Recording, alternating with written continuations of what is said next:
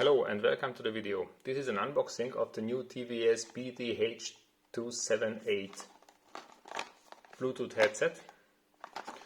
This is new, I never seen it before open, so I will now unwrap it for you. So this is how it looks. Here we have the manual. These are some additional earplugs, and this is a USB cable. And here is the thing itself. This is the base station for charging, I guess. This is how it's opened.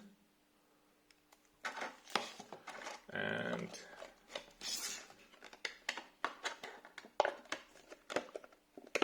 are the earbuds themselves.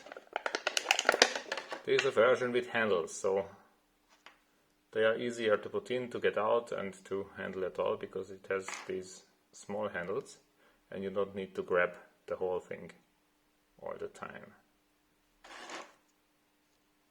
So this is in the box.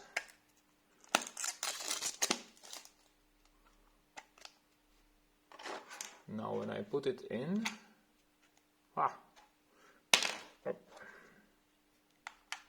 it is beginning to charge.